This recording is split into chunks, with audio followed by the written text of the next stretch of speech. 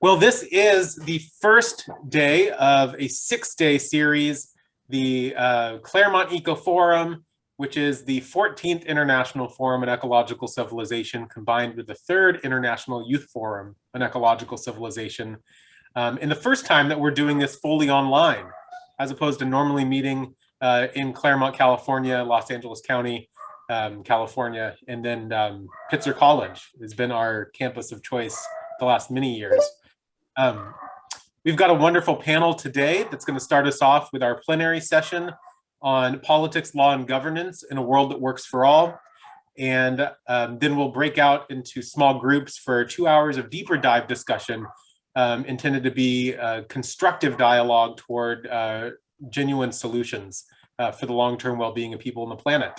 It's wonderful to see so many familiar faces from around the world, and I'm really glad we can make this international experience work.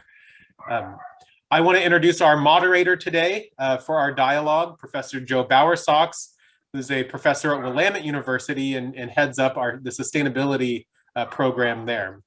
Professor Bowersox. Hi, everyone, and welcome to today's dialogue on politics, law, and governance in a world that works for all. And I'm Zhao Bowersox. I'm the professor of environmental politics and law in the Department of Environmental Science at Willamette University, and I'll be the moderator for this first plenary session of the International Forum on Ecological Civilization. We have a great group of experts from around the world who will be exploring the values, worldviews, policies, and actions needed to transform politics, law, and governance for an ecological civilization. Let me introduce our panelists here first. Karenna Gore is the founder and director of the Center for Earth Ethics at Union Theological Seminary. The Center for Earth Ethics bridges the worlds of religion, academia, policy, and culture to discern and pursue the changes that are necessary to stop ecological destruction and create a society that values the long-term health of the whole. She's also an ex officio member of the faculty of the Earth Institute at Columbia University. A graduate of Harvard College, Columbia Law School, and Union Theological Seminary, Karenna lives in New York City with her 3 children. Our next panelist is Kusmil Kang, a South Korean politician and lawyer who served as the Minister of Justice from February 2003 to July 2004. She founded People for Earth Forum, which is an intellectual community for the purpose of academic pursuit and education. It aims to contribute to establishing an ecozoic cosmology and governance and sharing a new culture of life. Our next panelist is Jianjun Zhao, a professor and doctoral supervisor in the philosophy department of the Party School of the Central Committee of the Communist Party of China, National Academy of Governance. Dr. Zhao's main fields of research are in science and technology innovation and the construction of an ecological civilization. He is the chief expert of the high-end think tank project entitled Research on the Transformation Mechanism and Path of Lucid Waters and Lush Mountains as Invaluable Assets. He has presided over 5 National Social Science Foundation projects and more than 20 ministry and international cooperation projects. He has published 6 books and more than 200 papers, and several of his policy suggestion reports have been reviewed and commented on by national leaders. And finally, Michelle Bender is an environmental law and policy specialist with expertise in ocean and wildlife law, including the Marine Mammal Protection Act and the Endangered Species Act. She is the Oceans Campaign Director for the Earth Law Center and serves on the Executive Committee for the Global Alliance for the Rights of Nature and is a member of the World Commission on Environmental Law. Thank you to all of our panelists for joining us here today for what I hope will be a really lively conversation. Our format today is dialogical and interactive. So those of you watching are encouraged to submit your questions for the panel or your own reflections using the comments feature on Zoom. After about 60 minutes of discussion with our panelists, we'll then go into our 2-hour breakout groups for deeper discussion among the attendees, and a little bit more on that later. I'd like to start with a kind of as an opening question to all of our panelists, a question that gets us to think about where we are and how we got here, which is probably the first thing that we need to do before we try to figure out how to get our way out of it. So here's the question that I'd like us to take a shot at first. So political, legal, and governance structures provide the frame for the policies that shape our societies. With respect to our major social and environmental challenges, how have modern political and legal models failed us? Who would like to take the first shot at that question? Perhaps Michelle, go ahead. Sure, I'll go ahead and kick it off. Well, I think, you know, a lot of us are on the same page that our legal and political models right now are largely anthropocentric and human-centered. And so they view nature and Mother Earth as a resource, an object and property here for human benefit and utility. And this has failed us in a few ways. You know, we have a lack of representation and standing for the natural environment herself, nature herself, in decision-making and disputes.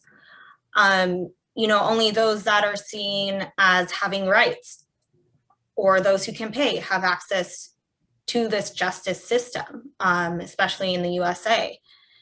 And we're seeing these models essentially flip, you know, this natural hierarchy of how the systems actually function. We know that, you know, in reality, human systems are embedded within natural systems and economic systems are embedded within that. But our models right now are treating it as the opposite, whereas where economic systems are kind of like the highest system. And if we can increase GDP or economic growth, that sort of takes paramount over environmental or human health. And maybe I'll just add an example, you know, especially here in the US, of how this looks like in practice with these models legalizing and permitting harm. And we can see this with the biodiversity crisis, mass extinction right now. You know, we have policies like the Endangered Species Act here in the US, where the intent might sound great at first, but then you look at it and you start to see that it actually doesn't kick in until a species or a population is already on its way out. It's already endangered or threatened with extinction. And we actually have ways of enforcing this law that actually, it's called a God Squad provision, where we can actually make the decision that even if a species is endangered, that it's okay, we're gonna let it go extinct if we think the costs are too high or if we want an action to continue. We're actually coming up against that with a campaign we're working on here in Washington with the Southern Resident Orcas. They only have 75 individuals left in their population, and a decision was just permitted by the Navy that has the potential to harm 52 of them. So that would essentially allow that species to go extinct. So obviously it's why we're all here today. And I'm looking forward to seeing what the other panelists have to say. Thanks, Michelle. I really liked your example. I thought that was a good example of some of the problems. Maybe Minister Kang, would you like to jump in next, perhaps, and describe what you see as the main problems? 네, 안녕하십니까. 먼저 제가 이메일로만 인사를 나눴는데 카레나고 대표님 여기서 만나 뵙게 돼서 굉장히 반갑습니다.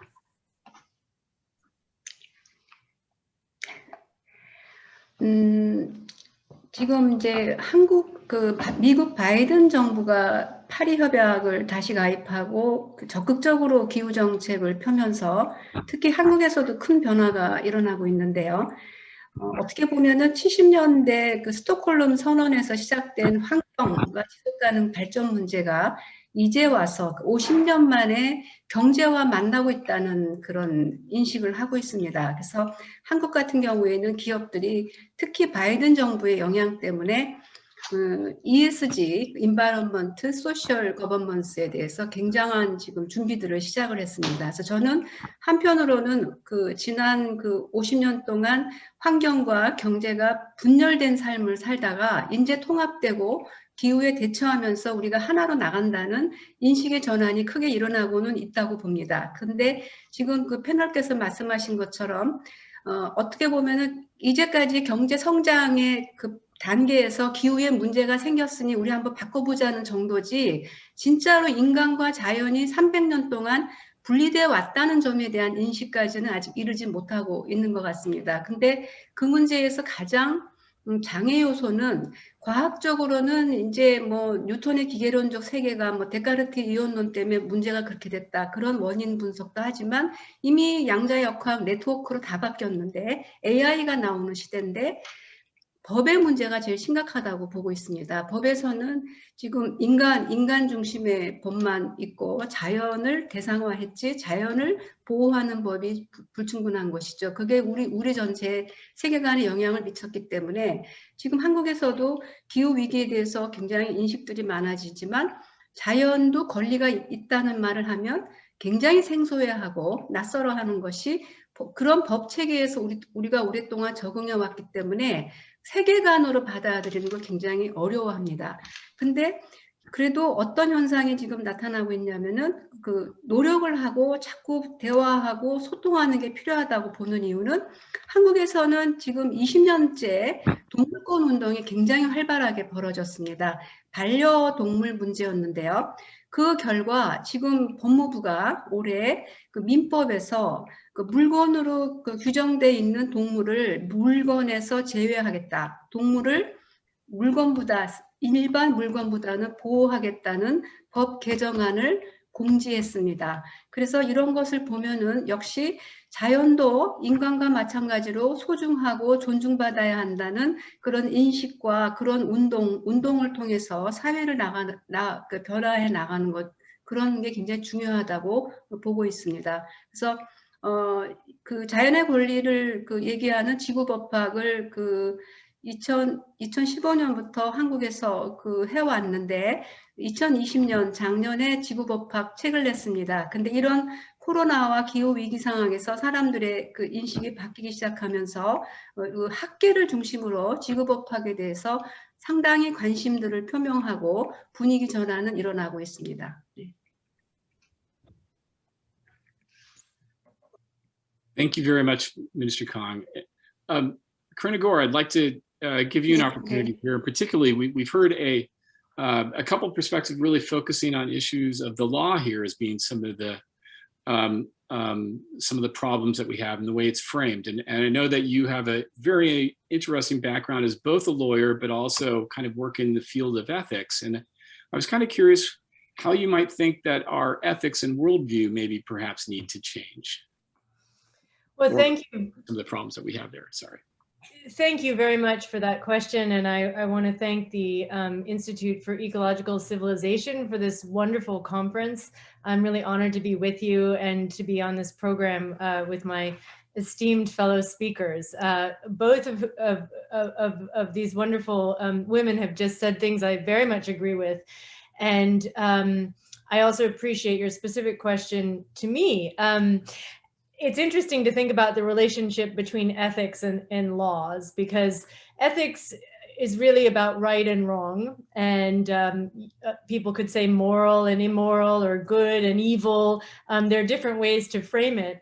But certainly those notions inform our laws, obviously. But there are times in which they're out of step. And when you look at when ethics is most important, it's usually when a deep sense of right and wrong is out of step with laws and social norms as well.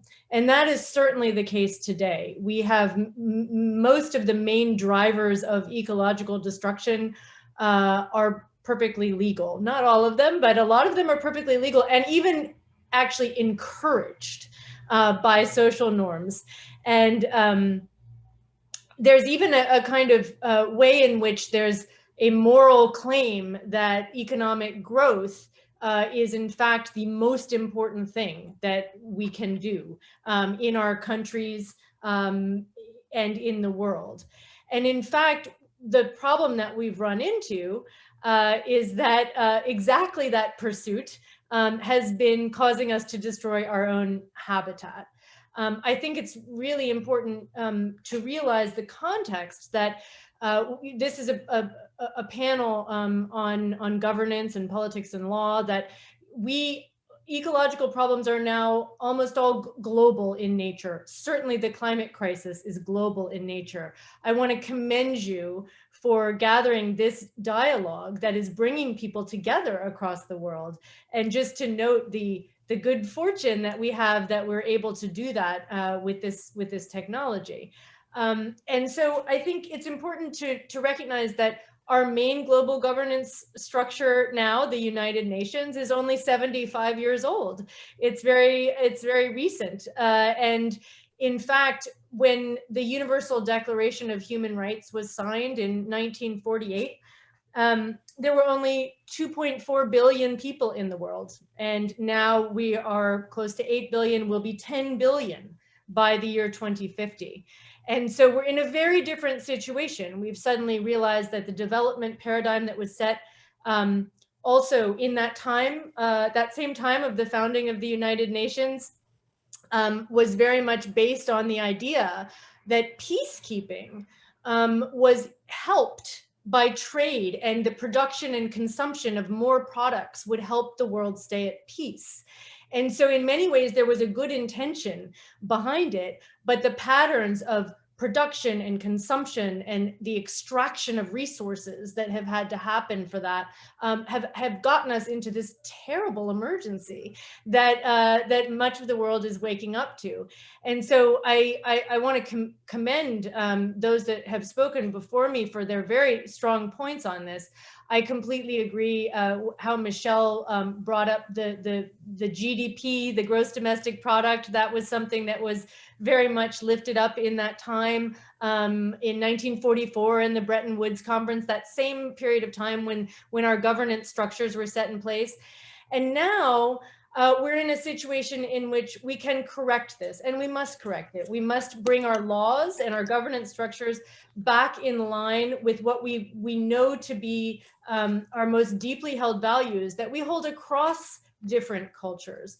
And certainly that has to do with human health. I would just close by saying that I have a friend from Sweden who likes to say that in any room where there are decisions made on these issues, there should be 3 empty chairs for those who are most impacted and least likely to have a say. And that is for the poor and marginalized people of the world, for future generations, and for all non-human life. And I believe, as we've spoken about, and I know Michelle does great work on this issue of the rights of nature, that is part of that empty chair of non-human life. There's also a proposal for an ecocide, to make ecocide a high crime at The Hague, which I think is important to consider. And then for poor and marginalized people, we need to think about environmental justice and health. And then for future generations, we obviously need to think more long term. How do we make our decision-making processes take into account more than just the contemporary moment that we're in now? So those are some of the challenges before us, and I'm very happy to be with you to discuss them. Well, thanks, Karenna. I really appreciate that. I'd like to turn to Professor Zhao now, and particularly Professor Zhao, you are a social scientist, and we've heard a little bit here from kind of a legal perspective, and we started to make some connections to public values.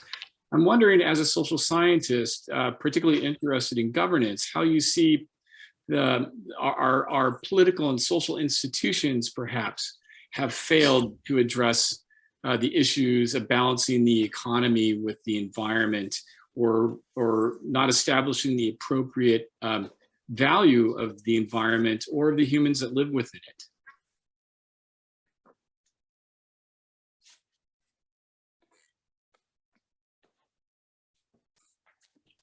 好，主持人好，各位专家朋友好，很高兴呢，能有这么一个机会啊，来谈一谈呢，就是我对这个问题的认识和理解。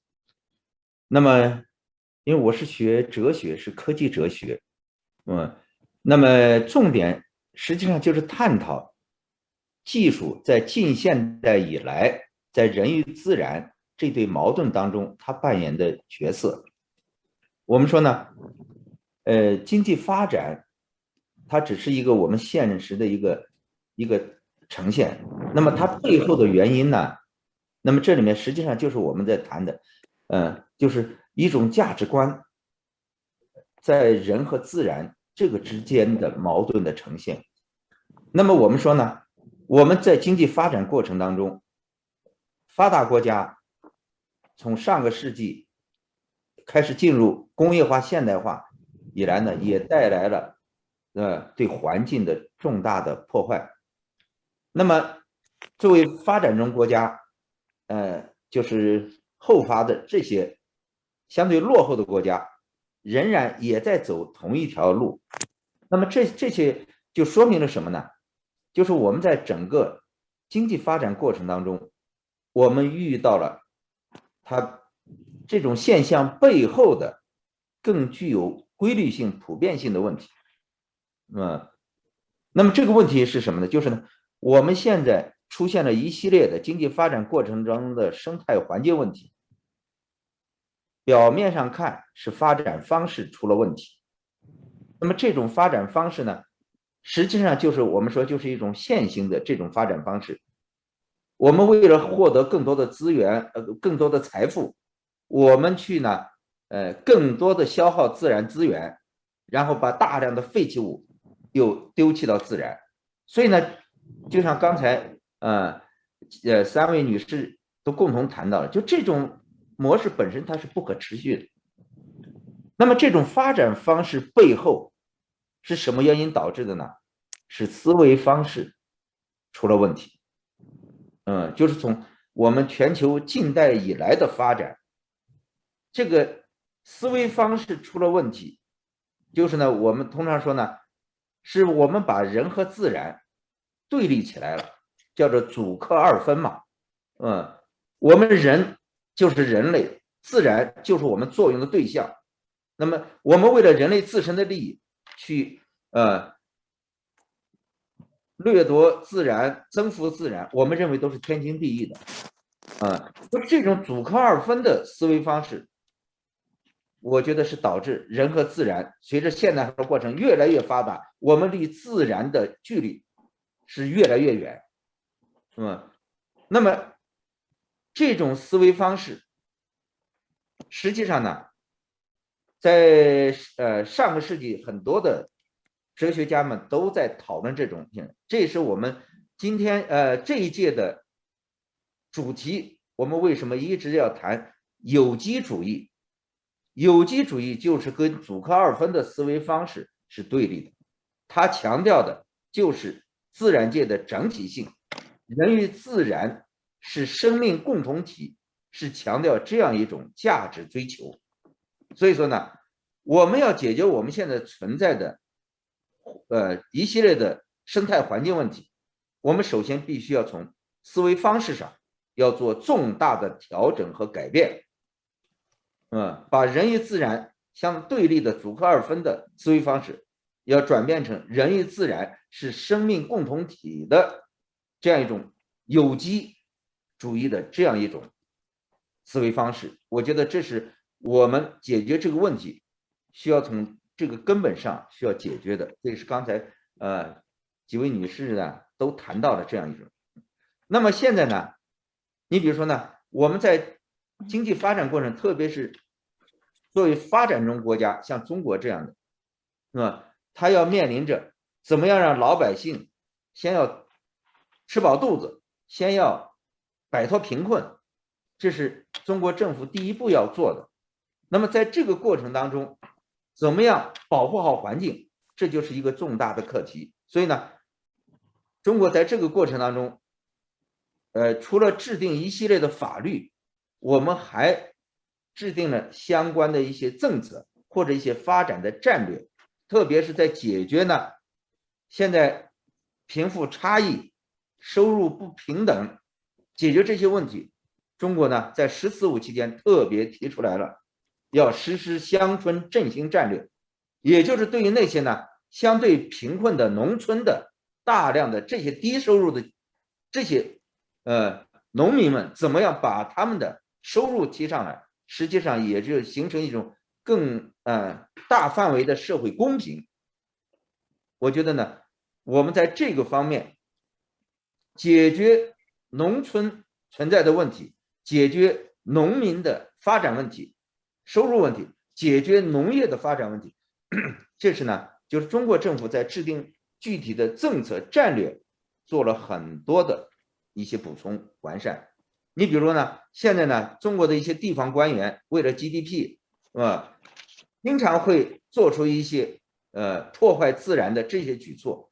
那么我们呢，就制定一些相应的，除了法律能够解决的，在这法律一时它滞后解决不了的情况下，我们通过政策，通过我们实施一系列的一些新的一种治理的方式来解决这个问题。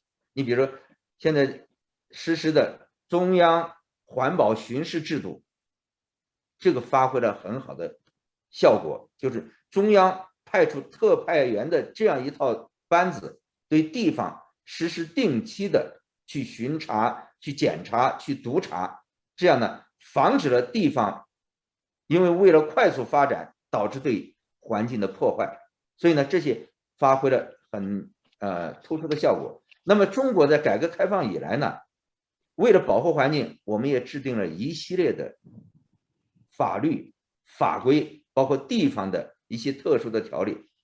你比如我们确立了自然保护区，那么对于自然保护区这里面呢，核心区就是要重点保护，有破坏的呢，就要采取更加严厉的法律的制裁，还有一些呢行政的处罚等等。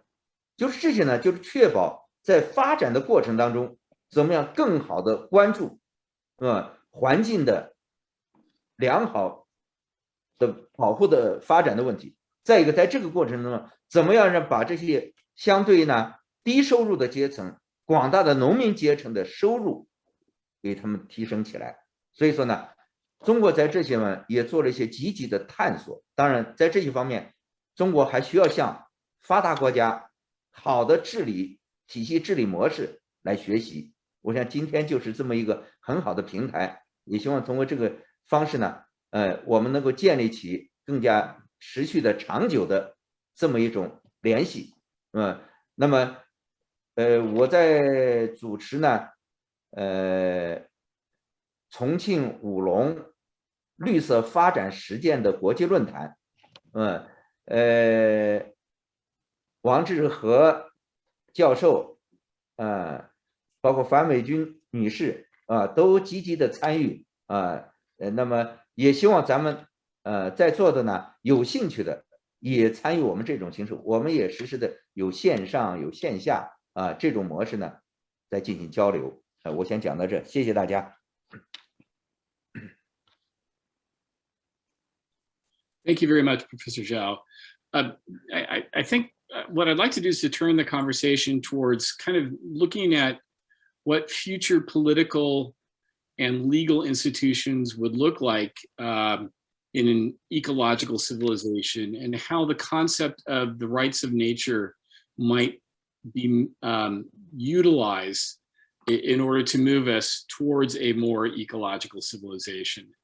So in other words, if we think about political and legal change necessary to move us on a more ecological path, how might the concept of rights of nature and maybe the values and ethics that would be associated with that, how might that be a part of that change? And Kusmil Kang, I'd like to turn to you first to see how what you think about that.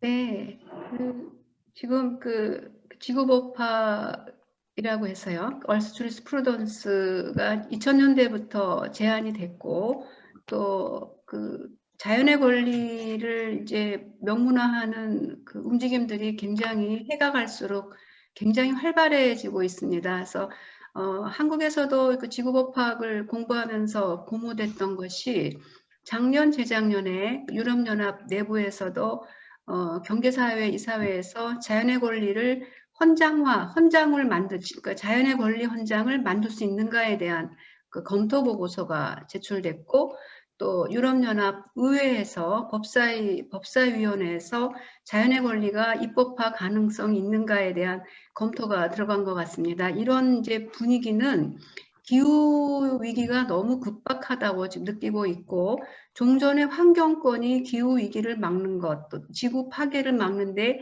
실패했기 때문에 법적 대안은 반드시 필요하다는 공유 인식은 좀 커가고 있는 것 같고요.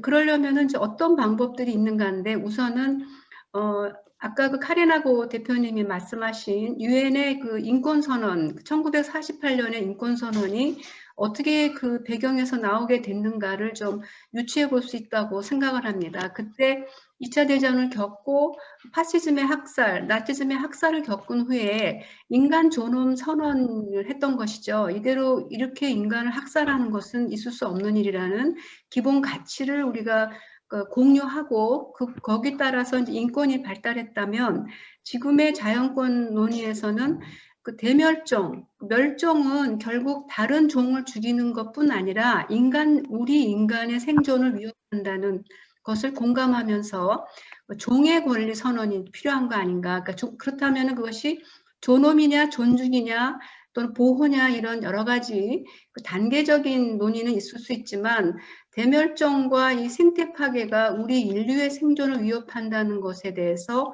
보다 더 좀 이론화해서 그 다양한 방식으로 이론화해서 그 공유하고 할 필요가 있지 않나 싶고요.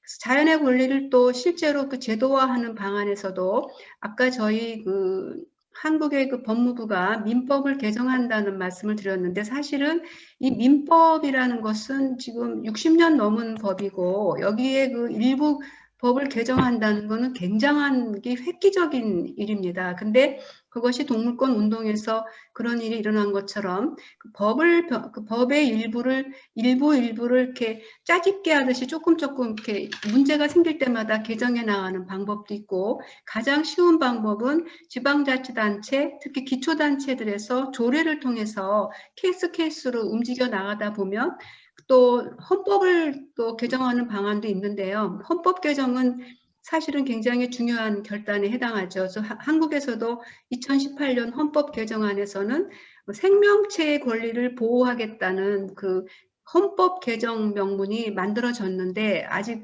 헌법 개정은 되지 않고 있어서 결국은 인식을 자꾸 공유하고 문제가 있다고 하다 보면은 정치인들도 움직이고 다양한 방법으로 헌법이나 법이나 조례나 그런 여러 가지 방법으로 접근할 수 있는데, 지금은 충분히 여건이 무르익었다고 생각이 됩니다. 제가 한국에서 2015년부터 지구법학 공부를 하고 나눠왔는데, 처음에는 굉장히 낯설고 이해시키기가 어려울 정도였어요. 물론 지금도 이해를 일반인들이 이해한다고 보기는 어렵지만, 지금은 자연의 권리를 우리가 인정해서 보호해야지, 이대로 가면은 너무 파괴가 심하지 않냐, 이러면은 기후위기가 심해졌기 때문에, 또 코로나가 또 생태계 파괴로 인해서 생겼다는 어떤 위기의식이 있기 때문에, 아, 그렇다, 우리 이거 어떻게 해볼까 하는 공감이 되고 있거든요. 그래서 그런 인식의 전환과 여러 가지 다양한 접근법, 다양한 운동을 통해서 충분히 여건은 무르익었다고 생각이 들고요.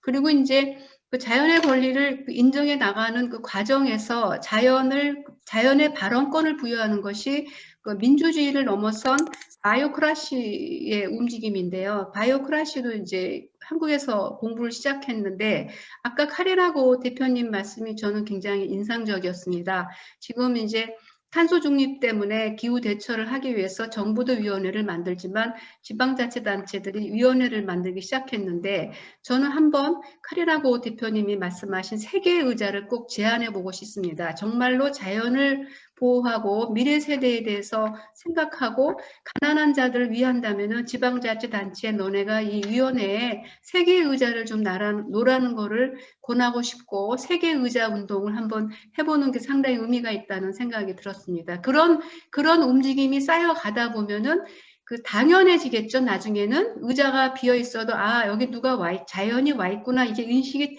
당연해지기 시작하면은 자연의 권리 인정하자 하면 아 그러자 당연하지 이렇게 바뀌어 나갈 것으로 기대를 해봅니다. Thank you very much. And actually, Karenna, I would actually like to, because Minister Kang was just mentioning your concept again of the 3 empty chairs. And I was wondering if you could maybe kind of address this. How in an ecological civilization, how might the concept of the rights of nature help us to imagine and to represent the folks in those 3 empty chairs? Well, thank you so much. I have to credit Henrik Grappa from the Church of Sweden, who is the one who said the 3 empty chairs. It stayed in my mind, and I do find it a very helpful framework. I think that that it actually, although only one of those 3 empty chairs is non-human life, that's obviously the most relevant one for the question that you asked about rights of nature. I do think that the other 2 come into play, and I'll explain why. When we talk about the poor and marginalized peoples of the world, first of all, one thing is important to note, which is that the same activity that is the main driver of global climate change, which is the digging and burning of fossil fuels, also creates this local pollution that harms people's health. And the sites in which this is done, and we are talking about coal mines and fracking waste ponds and all of the fossil fuel industry operational structure there.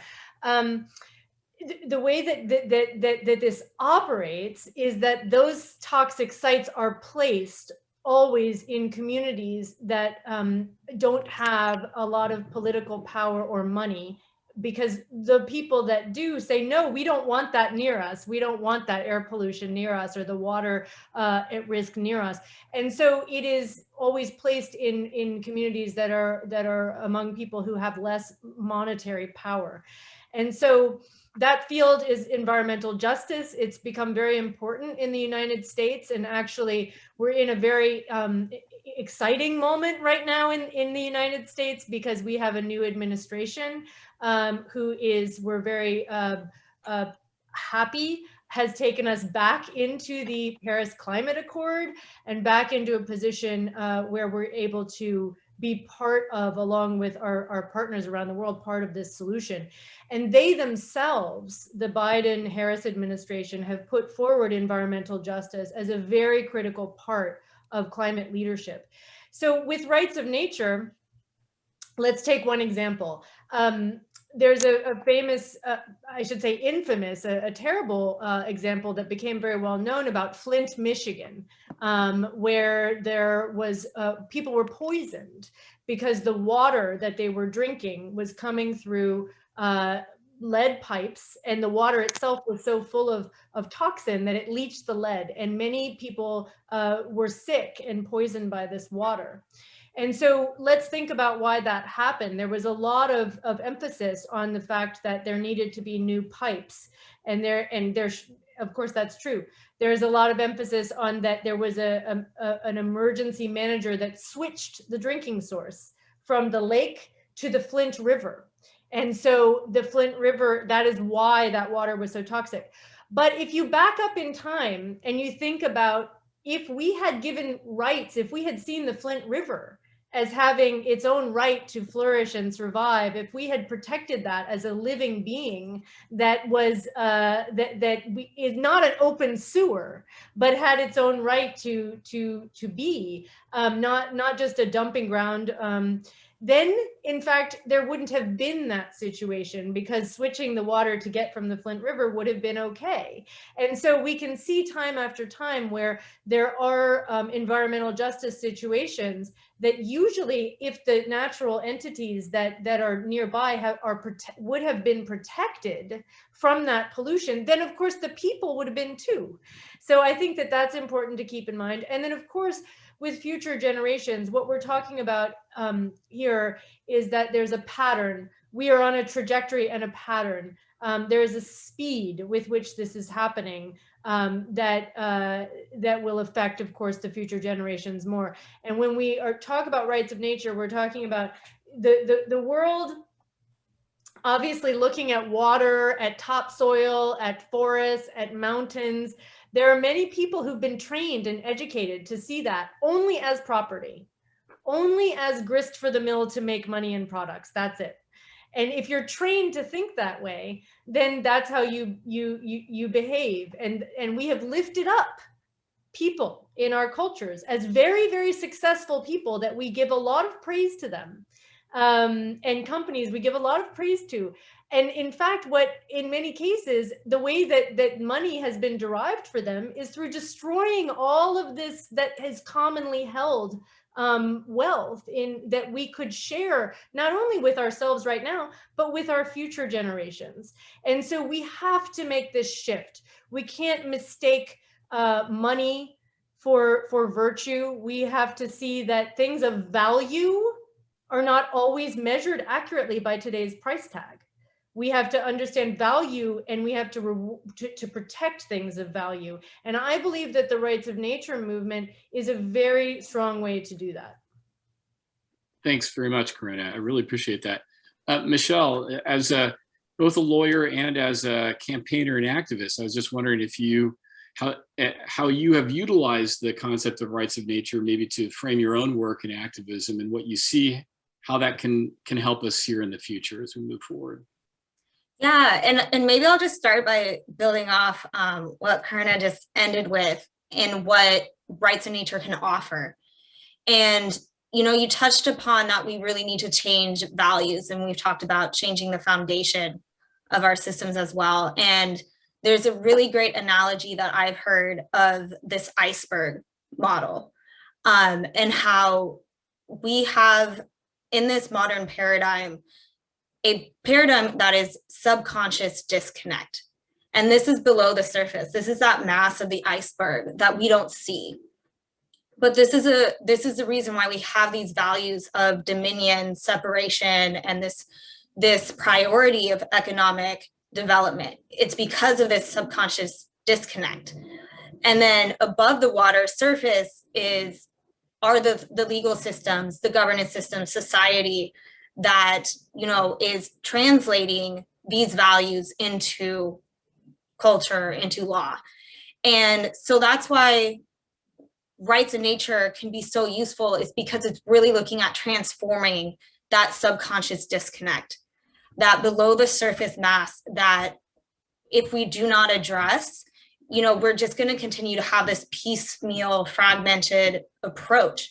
And we might be winning battles in a sense and, you know, making some headway here and there, but ultimately if we're not working to transform the system itself and those values that underlie it, we're going to keep having these problems, and it's just going to get worse. And some of the examples that, you know, I can think of three that are sort of in line with what we've already talked about. We've talked about local communities and environmental justice. That's an example largely emerging in the US. You know, we can look at Tamaqua Borough, Pennsylvania. This was the first community in the world, actually, that recognized that nature has rights at the local level. And it also asserted the community's right to self-governance. You know, saying we have the right to decide what goes on here. And this was largely done in response to not wanting industry and corporations that were wanting to dump sewage sludge within the municipality. They wanted to say no to that. So they passed this ordinance, and it was actually successful in revoking a permit that was originally granted to allow the dumping of sewage sludge. So that's one example of, you know, how rights of nature and how this approach could be useful. Another model we're seeing great examples in Aotearoa, New Zealand, this guardianship model. We've talked about recognizing that nature has a voice and ensuring that nature has a voice in decision making. And this model, what we're seeing is legal personhood for an entire ecosystem. So legal, a river, mountain, national park, in one of the most famous examples, the Whanganui River in New Zealand, is now recognized as a legal entity subject of rights. And a new model for management is now that guardians are legally required. There's 2 representatives from the Indigenous Maori community and 2 from the Crown government that are now chosen, and they are legally required to represent the river's interests, the river's values in decisions and disputes.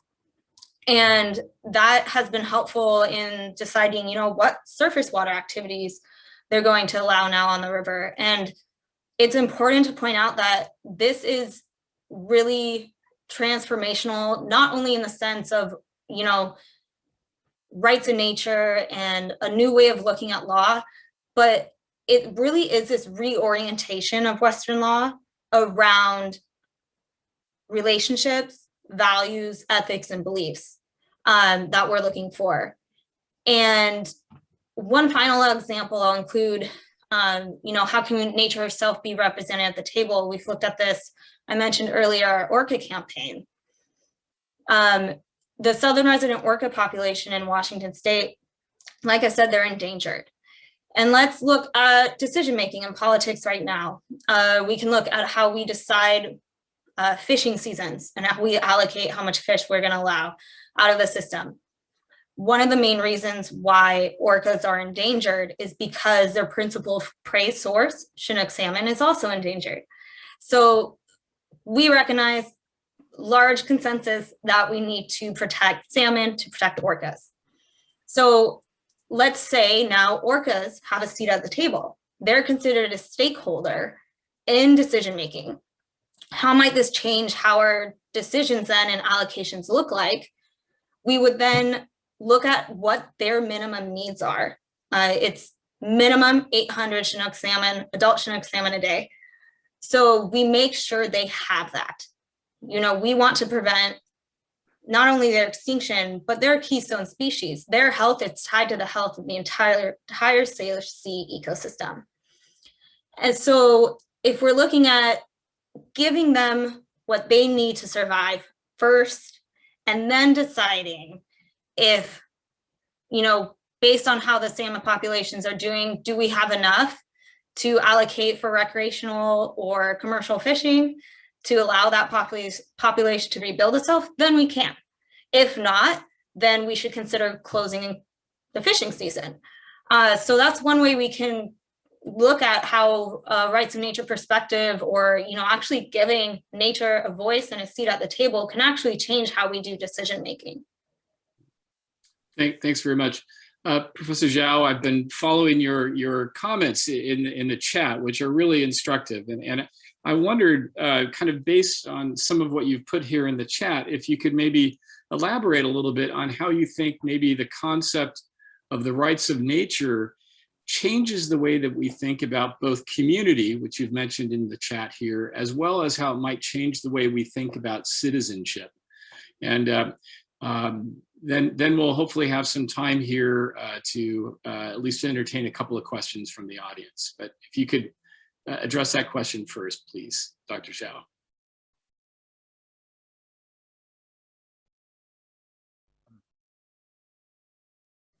好嘞，好嘞，谢谢啊。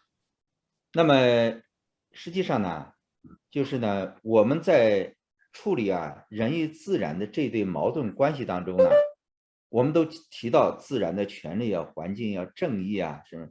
那么在做这些呢，我们首先要规范的是我们人类，我们人自身应该去一种什么样的位置。那么作为人和自然来说呢，它是生命共同体，它应该是居于一个平等的位置的，不能因为人类动用有高科技有智能，我们就凌驾于自然之上。那么近代以来走过的路程已经证明这种观念是错误的。人应当就是降低身段，我们跟自然是一样的，我们跟自然界的一切的动植物，包括其他一切要素都是平等的。所以呢，中国提出来了一个新的概念，叫山水林田湖草沙刚才咱们女士提到的沙漠啊，这些呢，它都是生命共同体，都是给我们人平等的共同体，所以这是我们必须要树立的一个基本的理念，这也是我们要制定，就是未来限定人的行为的，要制定更严厉的法规的一个基础，这就是一个思想基础，那么也就是说呢，我们未来要制定更加严密的法律法规制度，就是要把我们人类的意识、我们的价值观、我们的行为方式，要形成一种全方位的、全过程的对自然的呵护、尊重、善待。我们现在在这个方面呢，我们人类这方面的意识非常淡漠。我们重点就是呢，就是像近代以来所形成的又一个专有名词叫人类中心主义。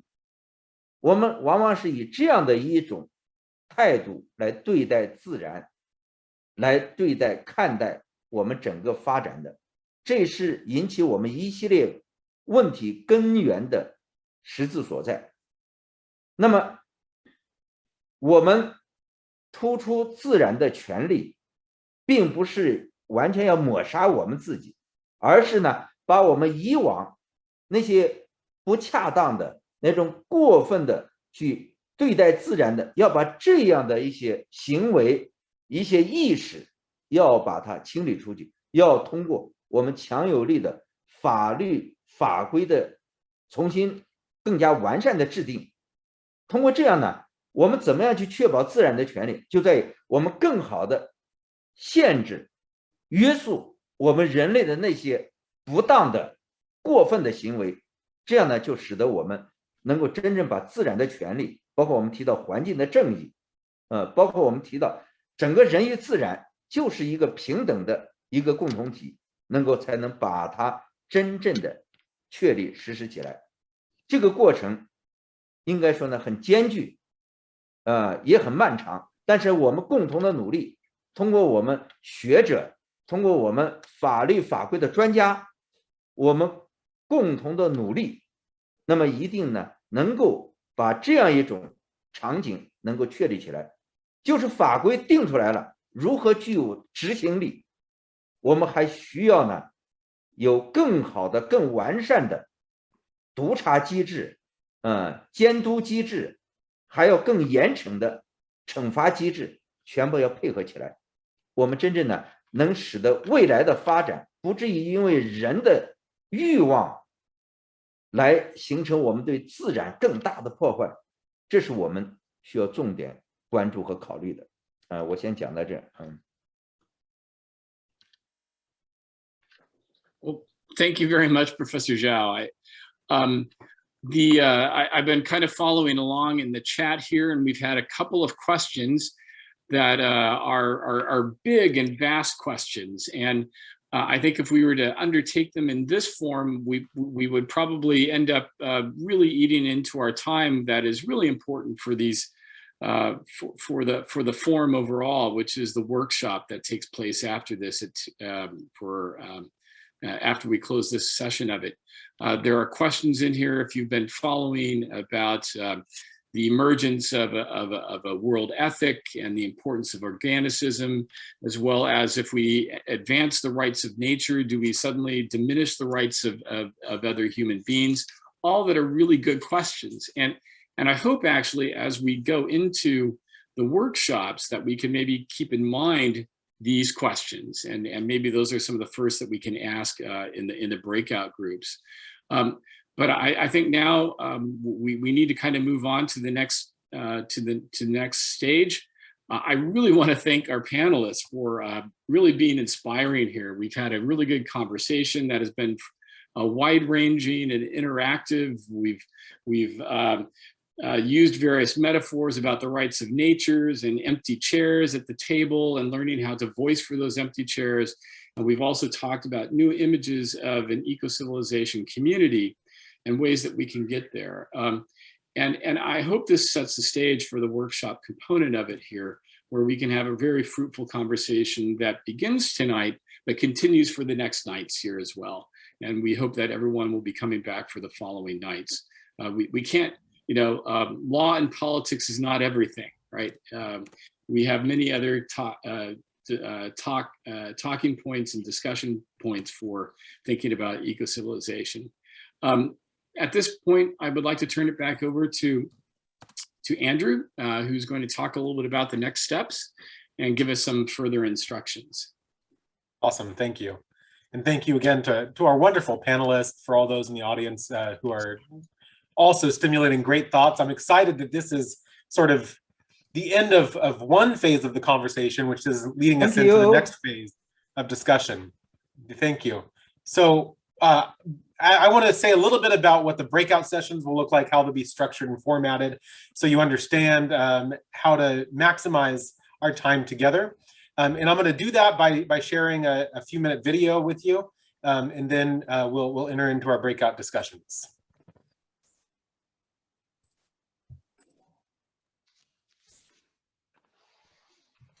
Discussion Guide for Ecological Civilization is a tool to help facilitate small group dialogue for changing the story, our values and our worldviews, and changing the system, our structures and our policies, for the long-term well-being of people and the planet, what we call an ecological civilization. Building on the insights of sustainability expert Fred Kirschenman, this solutions-oriented conference, the Claremont Eco Forum, will consider questions like, what do we think we know?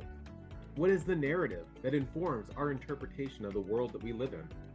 What kind of difference do we want to make? And how can we begin to make that difference? The core features of the kind of solutions that we're looking for include long-term orientation. We need solutions that provide lasting results, and this entails solving today's problems in a way that considers long-term effects. We also need solutions that address root causes, not just immediate symptoms. This entails changing the values and the worldviews, as well as the systems and structures that guide current human communities. We need cross-sector integration. We need solutions that recognize the interconnection of our complex social and environmental challenges. And this entails working across sectors and across specializations on integrative and holistic solutions. And finally, we need stakeholder collaboration. We need solutions that are both bottom-up and top-down, solutions that are guided by a common vision, but are tailored to specific context. This entails solutions that are collaborative in nature, engaging relevant stakeholders like you. This year's Claremont Eco Forum will span over 6 days, each day focusing on a specific theme. Day 1 is on politics, law, and governance in a world that works for all. Day 2 will take a look at economies for well-being and planetary flourishing. Day 3 will focus on food and farming for future generations. Day 4 on education and sustainability for social change. Day 5 on rethinking communities and cultures for the common good. And finally, Day 6 on youth and the ecological generation will be a synthesis of all 5 earlier topics with a special consideration of leadership from younger voices. Now that's the overview, and here's how we're going to use the discussion guide. This year's Claremont Eco Forum is interactive and participatory, so each day will include 2 hours of working groups. The task of these groups is to explore and articulate the vision, the values, the policies, and the actions needed to transition to an ecological civilization. These small groups are self-led, so we created this discussion guide as a flexible framework to provide some overarching cohesion. Each 2-hour session will be guided by 5 key questions. Who are we? Where are we? How did we get here? Where do we want to go? And how do we get there? So, step 1, who are we? In your small groups, you'll take turns introducing yourselves. You might consider answering questions like, what's your name? Where are you from? What's your occupation? Why are you attending this Eco Forum? What do you hope to gain from participating? We think it's important to get a sense of who's in the group, the background and the skills, the interest that you bring to the table. We recommend spending about 10 minutes on this portion of the discussion. Step 2, we're going to ask, where are we? So we're going to assess our current context with respect to the theme of the day: law, economies, farming, education, communities. And you might consider answering questions like this: what problems do we face? What makes this a problem? Who is it a problem for? Why should we care about this problem? Are there any positive aspects of our current civilization that we should retain in an ecological civilization? The purpose of this part of the discussion is to provide a common starting place out of which solutions are developed. We recommend spending about 20 minutes on this section. Step 3, how did we get here? Here you'll identify and analyze the root causes of the problems that were described in stage 2, in the contextualizing stage. You might consider answering questions like, where are we now and how did we get here? What is the paradigm or the narrative at play in our current civilization? What civilizational systems are at play? So what policies, what practices, and power dynamics are at play? What values and worldviews are at play? What philosophical assumptions drive our current context? What people and groups are driving forces? Only when we understand the underlying causes can we find adequate solutions to our complex problems. That's the goal of step 3. We recommend spending about 30 minutes on this stage. Step 4, where do we want to go? Here, you're invited to outline a constructive vision for the future. Be bold and be creative.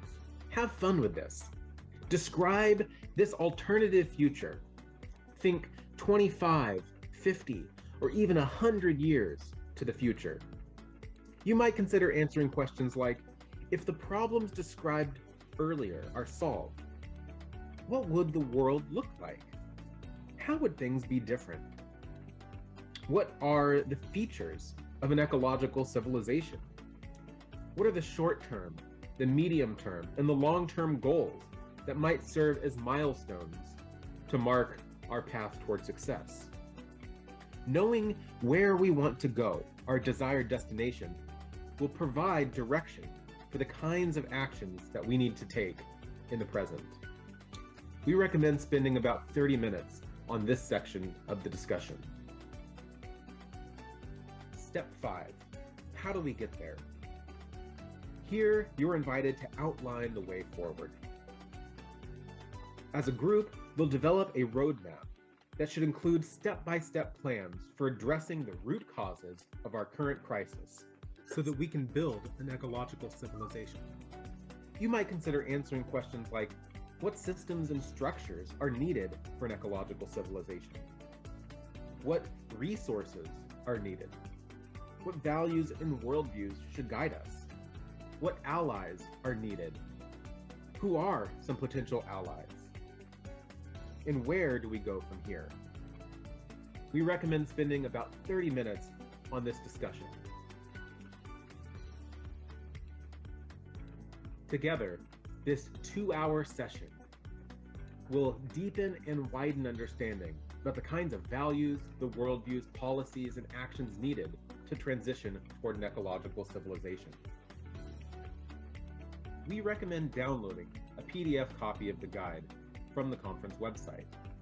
We've created a space in this guide for you to take notes in the document directly, either a printed version or the PDF itself. Your notes are key. Each group may want to assign a note taker. Small group notes should be sent to the conference organizers through the conference website. These notes will be collected by the conference organizers and synthesized into a community statement on ecological civilization. We also hope that proposals from Step 5, the How Do We Get There section, will guide a series of concrete projects and actions toward building and ecological civilization. So come ready and be prepared to engage, because your voice can make a difference for the long-term well-being of people on the planet.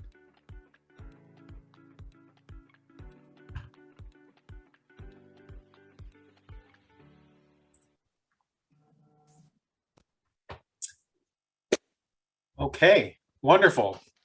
So now that you all know what you're supposed to do in your small groups, it is time for us to go into our small groups. Unfortunately, this is the end of simultaneous translation. We'll continue the groups in English.